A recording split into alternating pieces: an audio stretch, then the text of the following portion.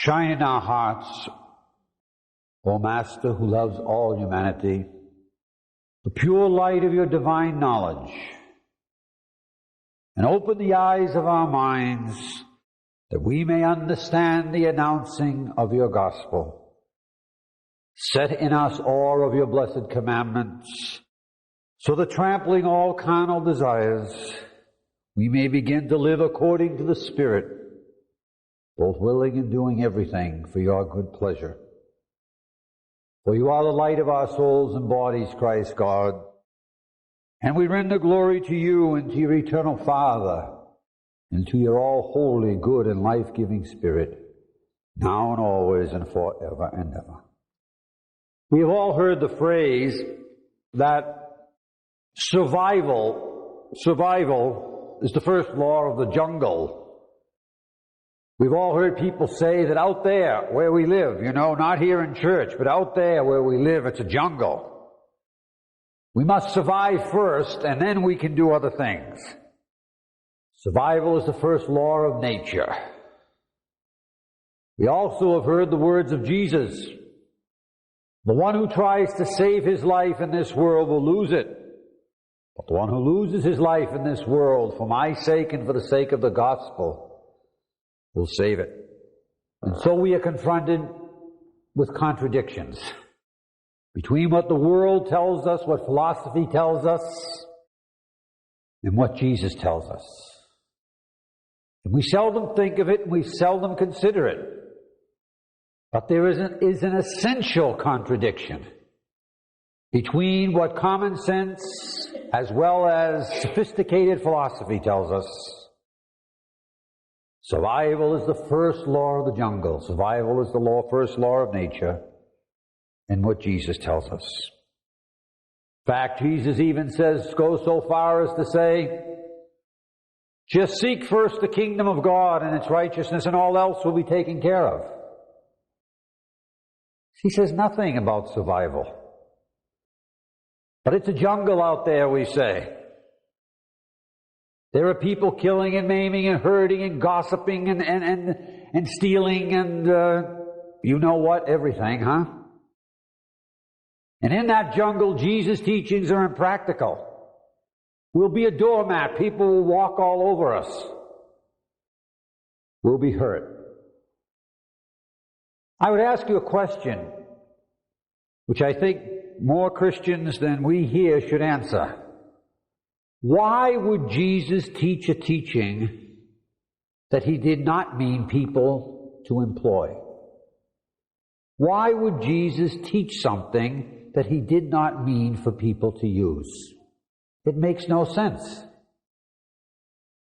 It makes no sense at all.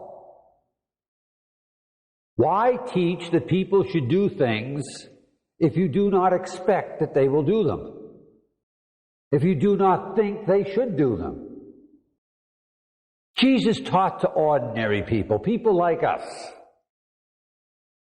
He didn't talk for the most part, he didn't teach people with great knowledge in philosophy and in the Torah and mysticism and so forth. Ordinary people. The original name for what Jesus taught in the Gospels, we find it in the Acts of the Apostles. Christians weren't originally called Christians. Christians weren't called Christians until later on down the line in Antioch. We find that in the New Testament. The original name for Christianity was the Way. The Way. And that meant a moral way of living. That is, a way of living consistent with the will of God. Jesus taught a way of living that was consistent with the will of God. That was the way. And of course it meant the way to salvation. We know, each of us knows someplace deep within him or herself. I think every Christian knows deep within him or herself. We really do know that Jesus expects us to live what he taught. We can work out all the excuses why we don't have to live it. We can look, in this given moment, in that given moment, for this part of our life, for our whole life. There's no end to the ability of the human mind to figure out reasons why Jesus did not mean what he said he meant, why we are excused from living it now, etc., etc. But in the end, when we look at the teachings and we look at the person who lived them, and we look at apostolic Christianity, the early Christianity, the Christianity right up against Jesus, and they lived it, we don't get any sense whatsoever that Jesus was about the business of telling us, here is something, and I do not expect you to live it. I expect you to change it whenever it's convenient for you, or whenever you find it too difficult. Something in us tells us we were chosen by Jesus to live the way. We were not chosen by Jesus to spend our life finding reasons that we do not have to live the way. So what's the problem? What's the problem? Why is Christianity haunted, literally haunted? Why is it disintegrating for all practical purposes right in front of us? Because people, what people? Christians, people who have chosen to be Christians, baptized. Why is it that Christianity, Catholic, Orthodox, and Protestant Christianity, spends most of its time, most days today, conjuring up reasons why it does not have to live what Jesus taught, and living something other than what Jesus taught? What is going on? What's the problem? Jesus teaches, love your enemies, do good to those who hate you, pray for those who persecute you, turn the other cheek, walk the extra mile, be meek and humble of heart. He gives symbols like I am the Lamb of God, and so forth and so on. He rejects violence and homicide.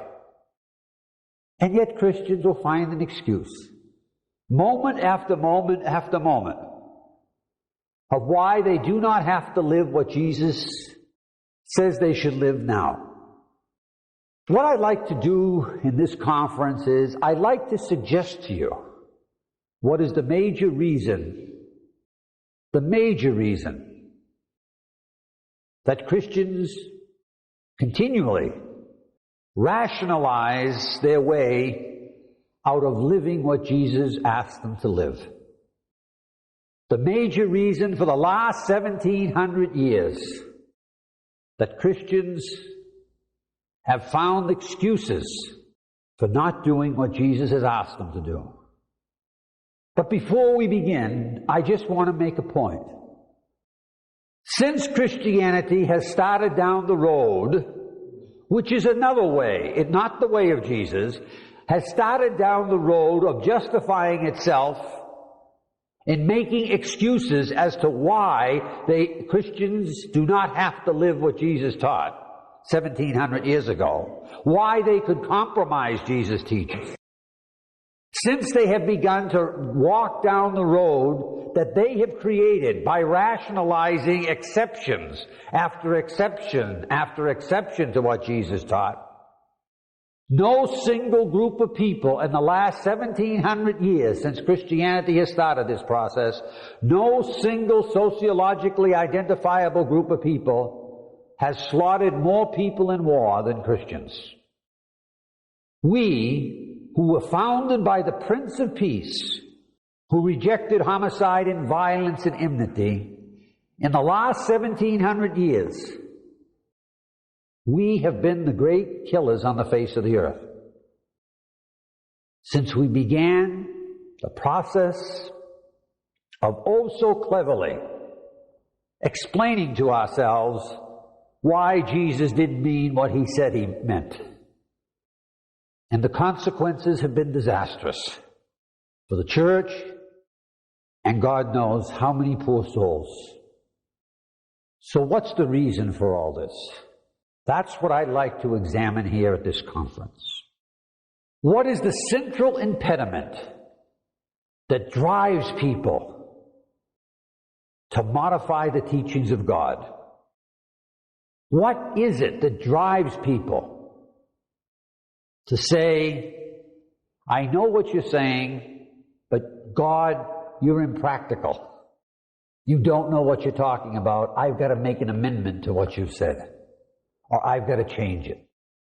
The analysis that I'm going to give you is from the writings of that biblical scholar I mentioned earlier, John L. Mackenzie. And if you wish to read it in more detail, you can find it in his interpretation of the New Testament, The Power and the Wisdom.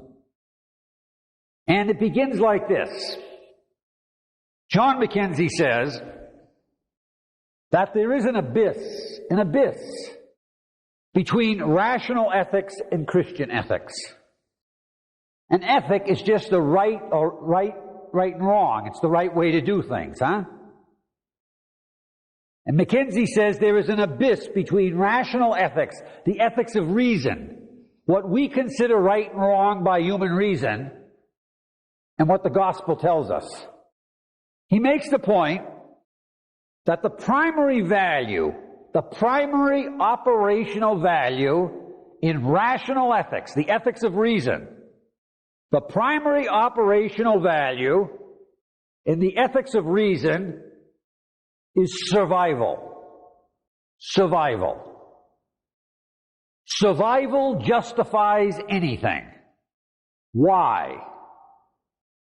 Because reason alone can do nothing to help a person after he or she dies.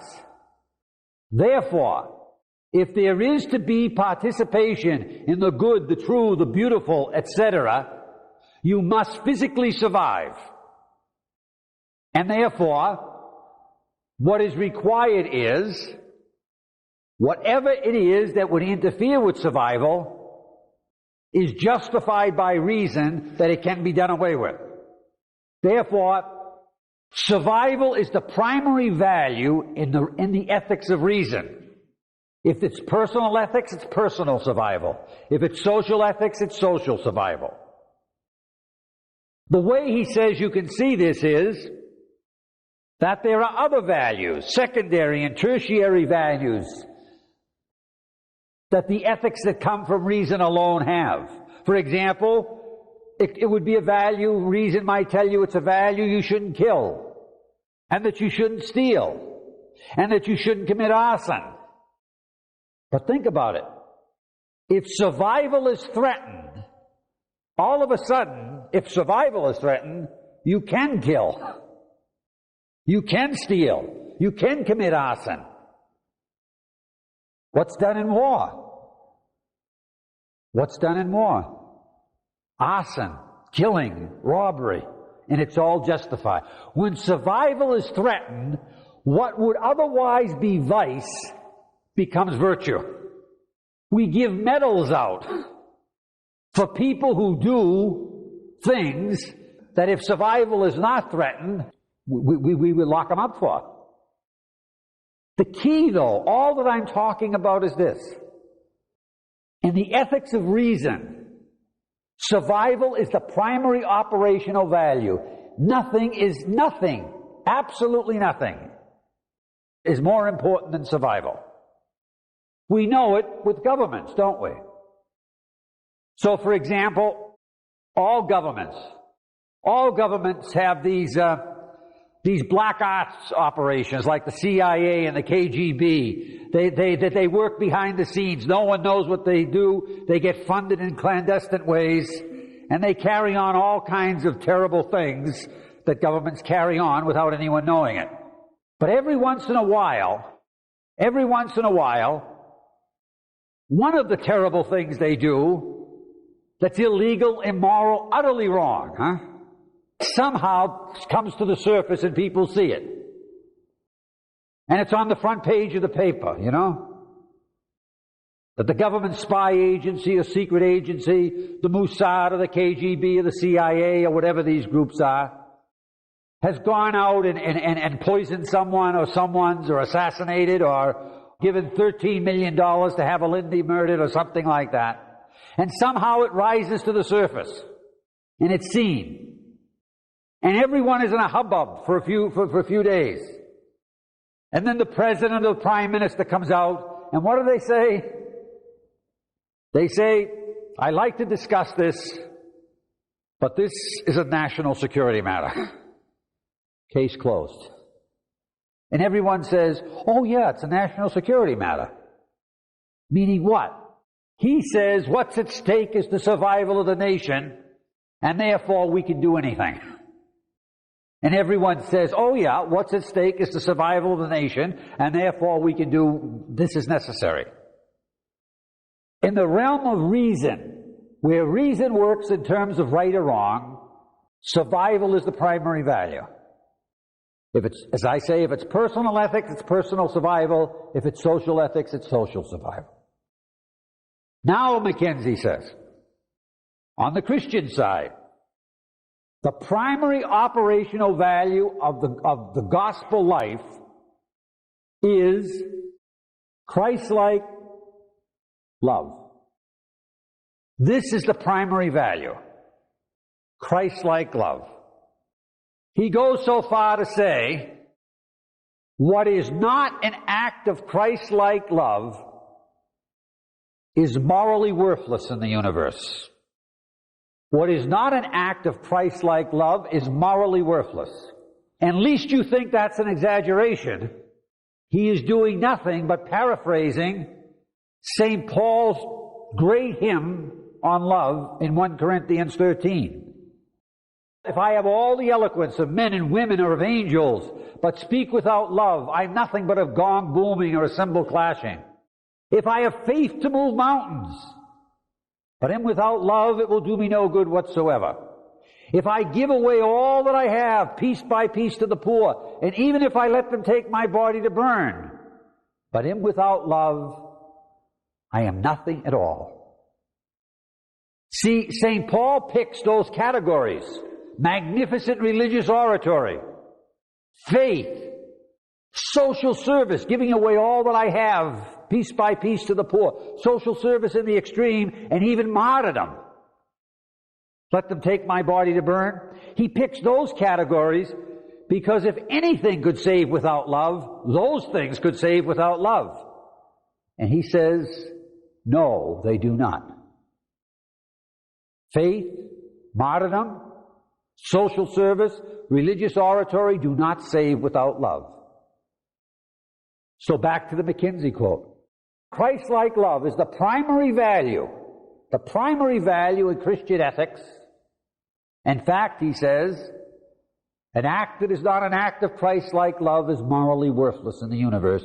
It cannot in any way conquer evil. Christ-like love, the new commandment which we talked about. Love one another as I have loved you. This is the primary value in Christian ethics. Now, there really is a big difference if you think about it. A huge difference between just the psychological and emotional disposition of rational ethics and Christian ethics, because there's an enormous difference between getting up in the morning and saying, oh boy, it's a jungle out there, I really got to arm and take care of myself, and getting up in the morning and saying, today I am committed to love as Christ loves whoever comes across my path.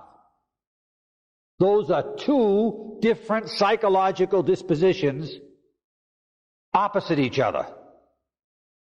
But, says Mackenzie, what ultimately separates rational ethics from gospel ethics, so that they never meet, is this. What is the primary value in rational ethics? Survival? The primary operational value in rational ethics is not even on the list of values in gospel ethics. He says, survival is a non-value in the New Testament. Why? Because survival is guaranteed. I am the resurrection and the life. He who believes in me will live forever, or will not die. No one outside of yourself can affect your eternal life. No one. As he says in another place, Jesus Christ places no one under a spiritual impediment because they live under bad government. Hitler can't affect your survival. Eternal life, that is, huh? No one can. Your next door neighbor can't. And therefore, what is of primary value in rational ethics, survival, is not even on the list of values in the gospel. Those who try to save their life in this world will lose it. But those who lose their life for my sake will save it. It's a totally different understanding of survival. So just parenthetically, you may ask, well, what's the place of reason in Christian life? How does reason fit into Christian life? And as Mackenzie says, the place of reason in Christian life is to figure out how to implement the teachings of Jesus, not how to modify them. We have to use our reason to implement the teaching of Jesus. But the history of Christianity has been a history of using our reason to modify the teachings of Jesus because we are living out of this, a jungle sense of survival. Now, says Mackenzie, we can see that the ultimate illusion of rational ethics is this. Rational ethics has as its primary value survival. All other values and noble efforts and so forth will literally be turned upside down if survival is threatened. People will kill, maim, do arson, and so forth and so on in order to survive. But, says Mackenzie, here is the fallacy of the whole rational ethic reality. What rational ethics promises to deliver, which is survival, is precisely what it can't deliver. You can kill all you want. You can burn all you want. You can lie all you want in order to survive, and you cannot add 1 cubit to your life. Survival is precisely what rational ethics cannot deliver. It may deliver a little bit of longevity. Maybe it will deliver 1 or 2 more years. But survival, it cannot deliver. It cannot. Only God can deliver survival. It is only when we see this. It is only when we see this.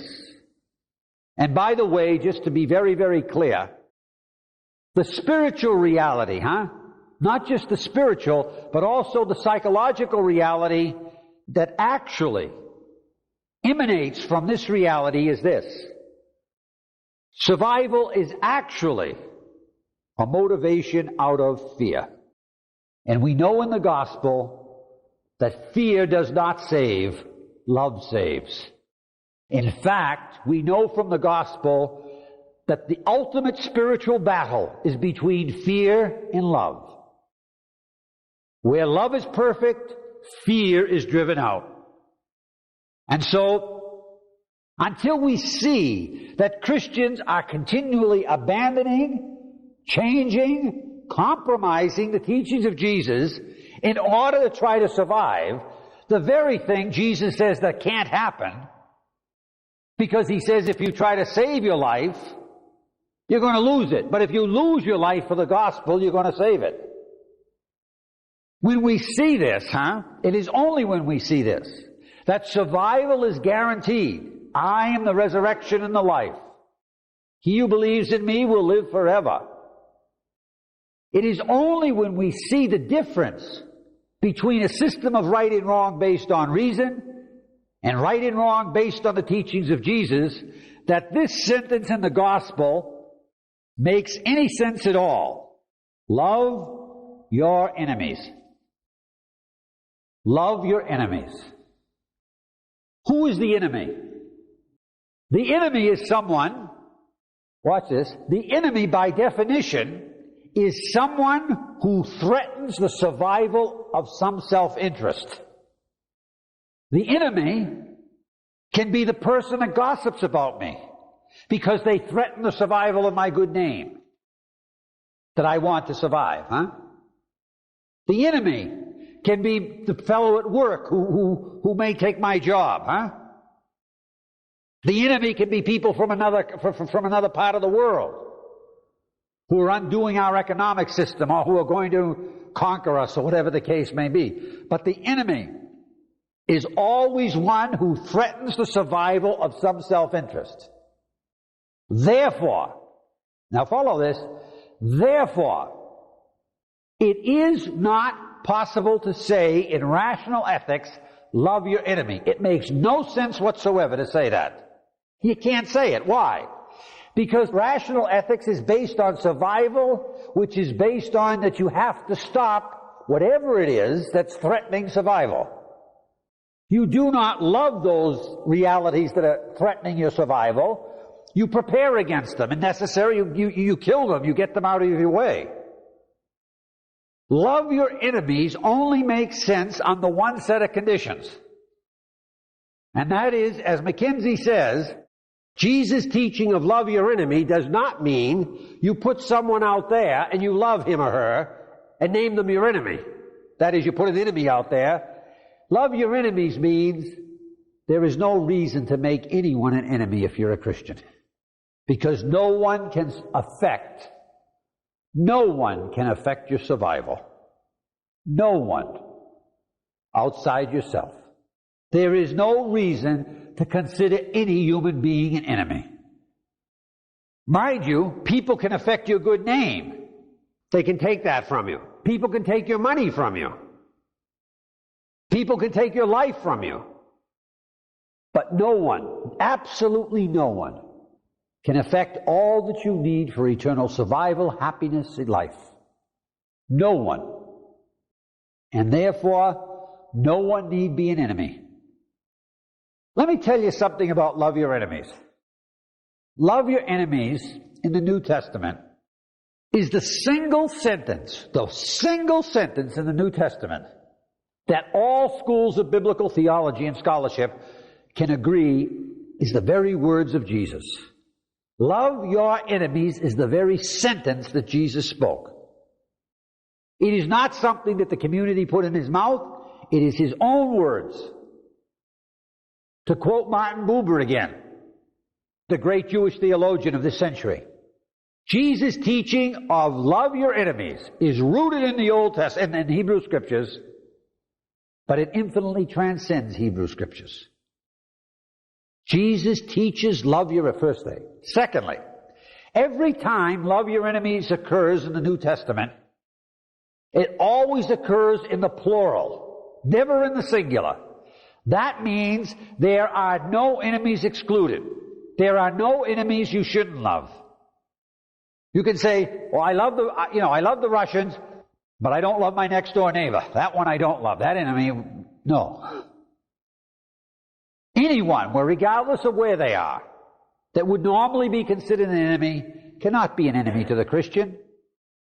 For the Christian, the enemy of the state is not the enemy of a Christian. The enemy of any state for the Christian is a child of God who is to be loved as Christ God loves that person. Christians are not to fall into the survival ethics of the state and become people full of enmity towards other human beings. Thirdly, love your enemies. Besides always being in the plural, and besides being the very words of Jesus, there's one final thing. Every time the sentence, love your enemies, occurs in the New Testament, it occurs as an imperative sentence, a command. It is never a declarative sentence. It is never just an option to love your enemies. It is an imperative. Jesus tells us that this is something that we must do. Once we have seen this, it begins to make sense. The real spiritual issue for each of us is not that Jesus' teachings aren't clear. To quote John L. Mackenzie again, remembering the level of biblical scholarship that this Catholic priest achieved in this world, He says, if we cannot know from the New Testament that Jesus rejected violence, we can know nothing of His person or message. It is the clearest of teachings. If we cannot know from the New Testament that Jesus rejected violence, we can know nothing of His person or teachings or message. It is the clearest of teachings. That is, if we can't know from the New Testament that Jesus rejected violence, we can't know that He's the Messiah. We can't know that He's the Son of God. We can't know anything about the Trinity. We can't know anything about the virgin birth. There is nothing clearer in the New Testament than Jesus' rejection of violence. It isn't that Jesus is unclear. As the great Hindu practitioner of nonviolence, Mahatma Gandhi said, it is only Christians that don't see Jesus as nonviolent. Everyone else in the world that picks up the New Testament says, there's a nonviolent person. There's a person who rejects enmity and hate and revenge. It's only Christians that somehow can modify all these teachings so that they can practice these things and still say they're following Jesus. Jesus' teachings are clear. There is no problem with that. It is foolishness to say Jesus didn't say what He said. He said it, and it's very clear He meant it. The problem is not in the clarity of the teachings. Jesus is one of the greatest teachers in the history of the world. The problem is in our fear. The problem is in us, not in the clarity of Jesus' teachings. The problem is we fear. And we struggle and cling to a survival in this jungle. And it's a terrible struggle.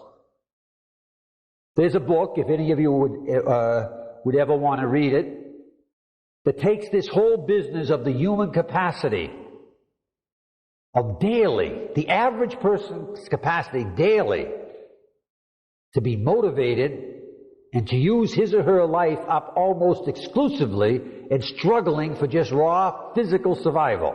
It's called the denial of death. The denial of death. The issue is, that Jesus says that's not even a struggle for us.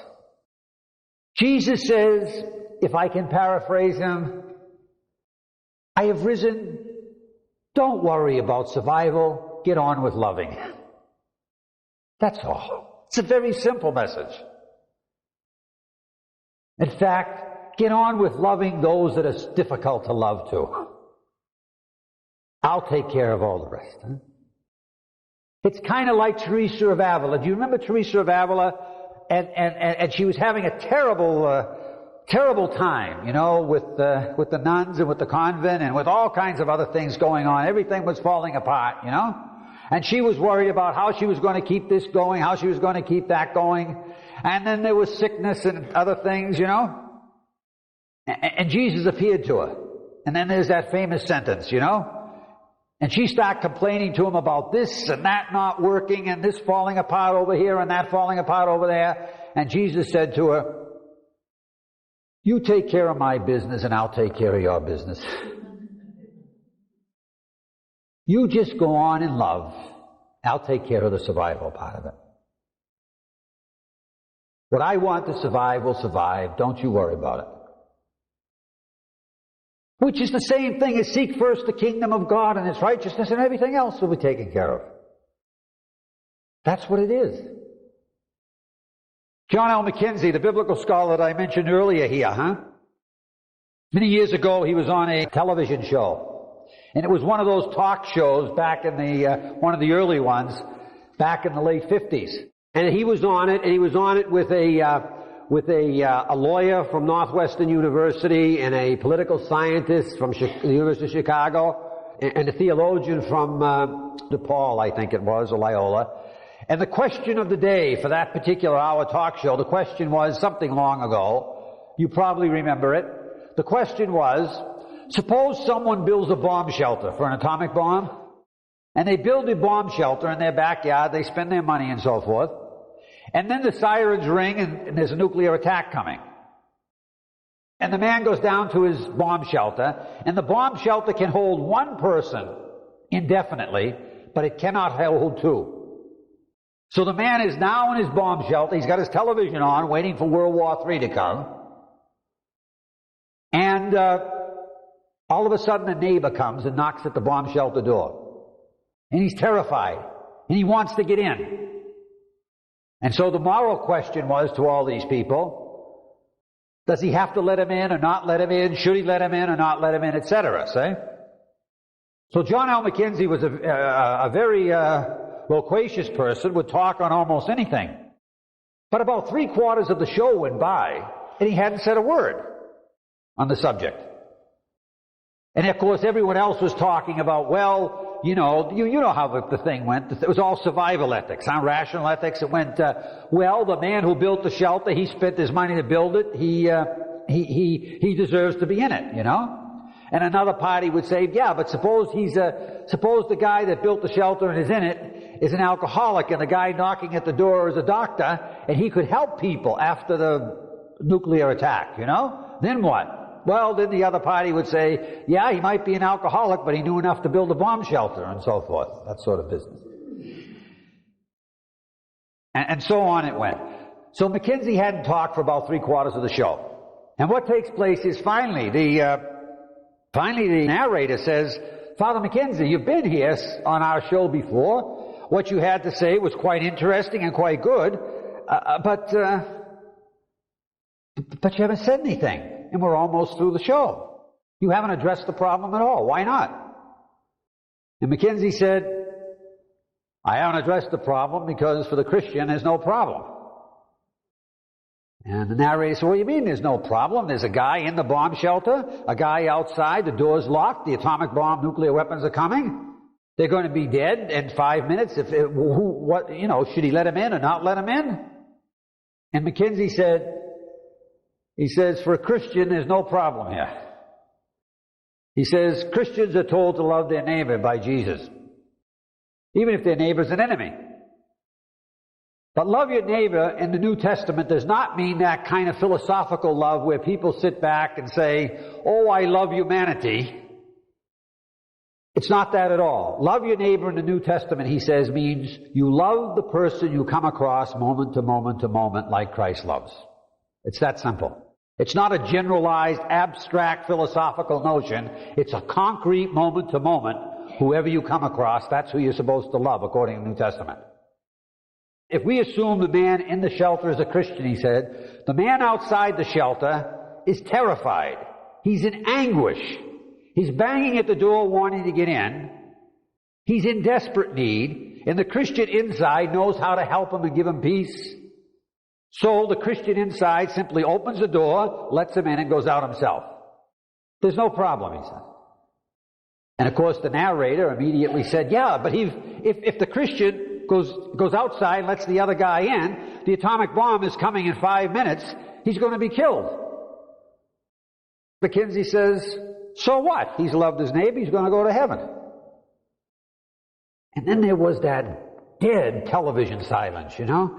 It might have only been 9 or 10 seconds, you know, but it was dead airtime and embarrassing, you know. And then the narrator said, well, we really got to get on to addressing this problem because we're coming towards the end of the program. As if McKenzie hadn't answered it. He did answer it. If what? If you believe what Jesus says. The one who tries to save his life in this world will lose it, but the one who loses his life for my sake in the gospel, loving his neighbor or her neighbor, will save it. The issue is not the clarity of the teachings of Jesus or even how they should be implemented. The whole impediment is the fear that comes from the desire for physical survival. As McKenzie says, Another one of his writings, remembering, a major biblical scholar here, he makes the point that the New Testament documents, the four Gospels, that, they are written to basically a 12-year-old level of literacy. Anyone that can read the newspaper can read them and know what they say. You don't have to have a PhD to understand them. They mean what they say, and they're at their newspaper level literacy. And they would have to be if they were for all people in all places. But he makes the point, the gospel, these are his words, the gospel is simple to understand. And it's simple to execute. There is nothing complicated about it at all. We've got libraries, and God knows how many forests we've broken down figuring out, why the gospel is so complicated. McKinsey says the gospel is simple to understand and simple to execute, provided you're willing to suffer. Everything gets messed up when you try to avoid doing what Jesus said, because it will cause suffering or even inconvenience. Now, we have reached the point where we must talk about one subject that is very, very important to talk about in terms of all this. And that subject is abortion. It would be unacceptable to have a conference talking about the Lamb of God and not to talk about abortion. And it's only after I make this presentation to this point that I think my presentation on abortion, which I think is gospel correct, is the only possible position out of the gospel that it will make sense to you. But really, it would be unacceptable to have a conference on the Lamb of God and violence and nonviolence and love of enemies and etc. without addressing this problem. And so I approach it this way. Consider in your mind a picture. The picture is of a small, clean, well-lighted room. It has high technology in it, modern technology. 2 or 3 people are there that can use the technology. Technology is but an extension of the senses, The microscope or the telescope is an extension of the eye. The bulldozer is an extension of the hand. So people are trained to use this technology. One of them looks through something and sees 1, 2, 3 little dots. They know if they look further, they will see that those dots have human hands, a human heart, an entirely human genetic system, and above all, a human future. But they don't look any closer than that. They don't look that close. They just see the dots, they turn on the technology, and they destroy the dots. That is a stealth bomber over Iraq at 52,000 feet during the Iraqi war. The dots are the enemy. They are the ones that threaten some self-interest. I don't know what self-interest is being threatened by those dots. Maybe the pilot thinks, or the bombardier thinks, if they don't kill them there, in the dirt and the sand of the Iraqi desert, that they'll have to pay $1 more for gasoline a gallon. Maybe he thinks if they don't kill them there, that the Iraqis will be on the shores of the United States in 10 months or something. I don't know. Maybe they think if they don't drop the bombs accurately, they won't get a good rating, and there will go their job as an airline pilot when they get out. I don't know why those dots are the enemy. What self-interests are affected so seriously that those dots have to be destroyed? But I know that that pilot considers those dots the enemy. And therefore, he kills those human beings. Now, picture another clean, well-lighted room. High technology. 2 or 3 people there who can turn on the technology, use it. One looks into a piece of the technology and sees 1, 2, 3 little dots. They know if they look further, they'll see that those dots have human hands, a human heart, and a totally human genetic system, and above all, a human future, but they don't look any further.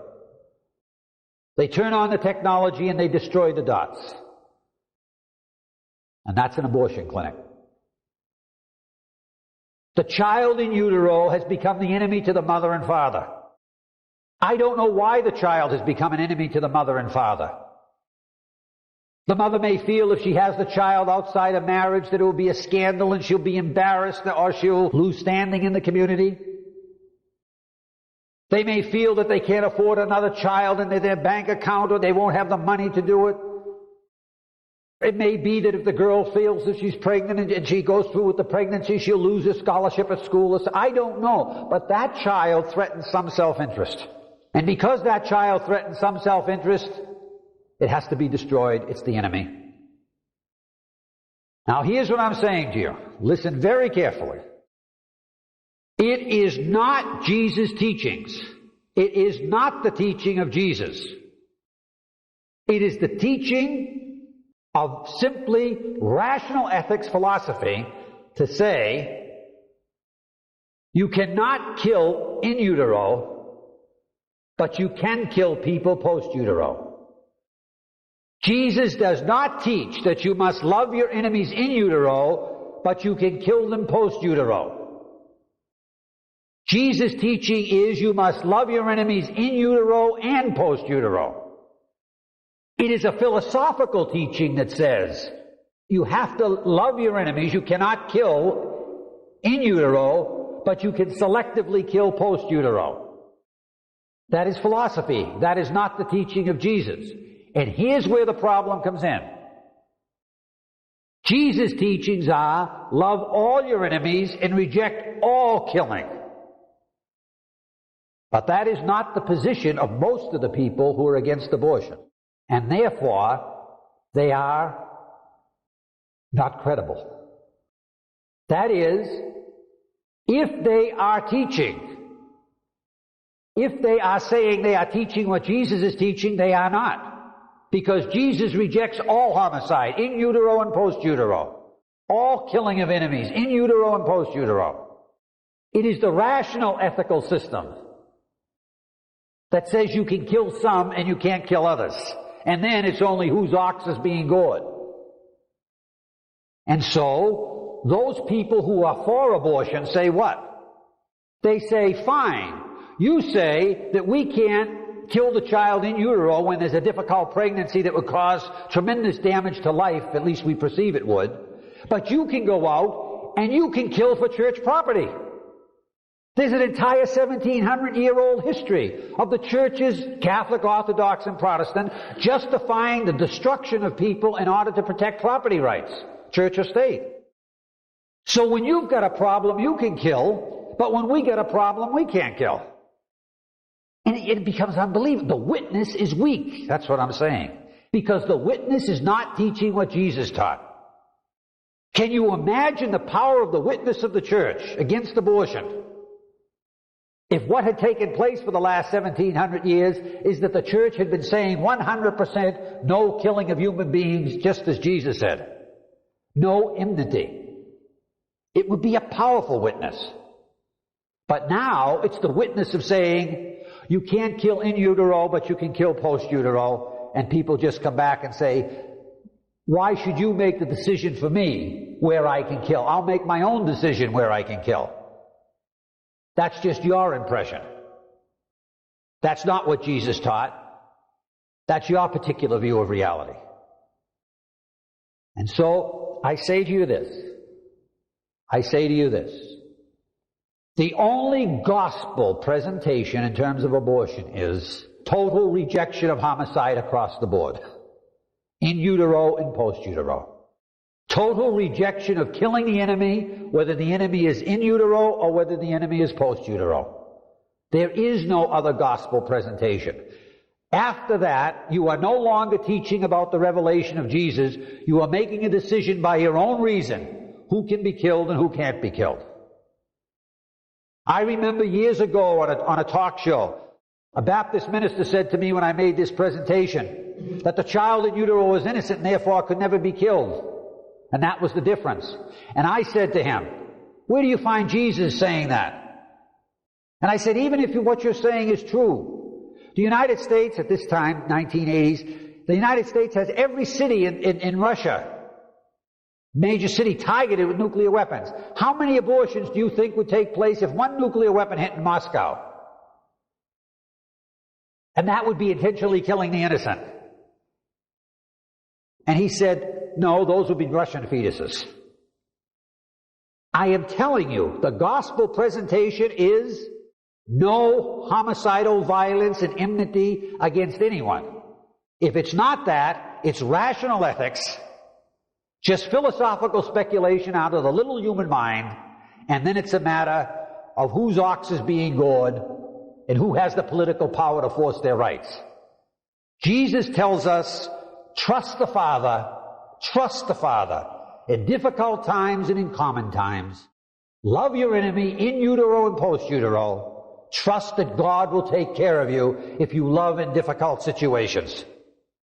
But you can't tell people to trust in difficult situations and not kill when you yourself haven't been doing it for the last 1700 years when the crises came to you. Consistency is at the root of credible witness. Trust the Father.